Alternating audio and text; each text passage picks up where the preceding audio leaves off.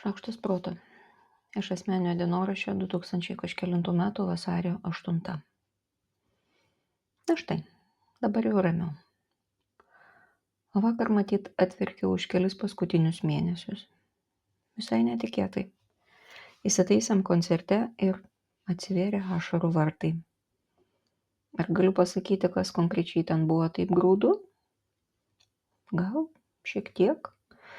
Jausmas toks, kad tai kažkoks kanopos kraštelis to, kas buvo priežastis ir nieko nei išsamei, nei konkrečiai, nei aiškiai paaiškinti negaliu. Ir neaišku, ar ten norvegiškas briedis, ar snieginė ožka, ar koks smulkus javinis elniukas. Nejudėjau, kad nenubaidyčiau nieko. Šlapinau rankovės ir laukiau, kol pasidarys aiškiau. Atidžiai saugojau kiekvieną nuotrupą ir bandžiau iš jų sudėlioti kažkokį paveikslą. Dėjau viską į užantį, kad nepabėgtų, nesušaltų, neperdžiūtų. Laikiau apkabinus ir kažkaip atrodė, kad tos nuotrupos laiko apkabinusios mane, kad tik nepabėgčiau ir nedingčiau. Grįžus varčiau nuotraukas. Ieškojau kontūro tam, ką dėliojau visame savo viduje, bet nesusidėliojo. Nei ožkelė, nei niekas daugiau. Jaučiausi kaip radusi slaptą rūsį name, kuriame gyvenau ilgai ir net neįtariau, kad ten yra durys. Turiu jausmą, kad tas rūsys mano ir kad čia viską lyg ir pažįstu, bet kartu ir taip smarkiai senai nematyta, jeigu matyta visai. Kol gaminau ašaras, vaizdas atrodė aiškesnis. O šiandien labiau panašu į miglą.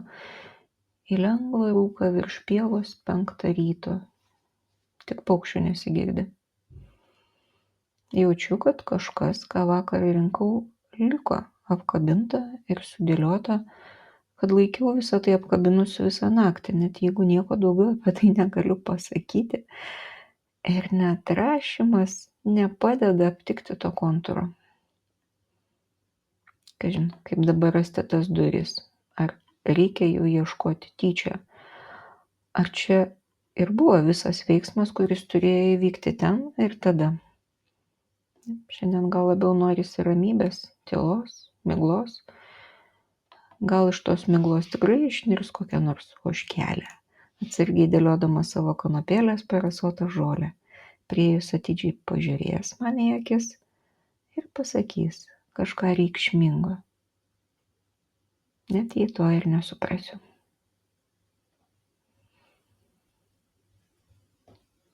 Aš Monika Kuzminskaitė, sveikatos ir mitybos psichologė. Padedu spręsti kasdienius ir sudėtingus elgesio, mąstymo ir emocijų klausimus. Rašau, skaitau paskaitas, teikiu psichologinės konsultacijas.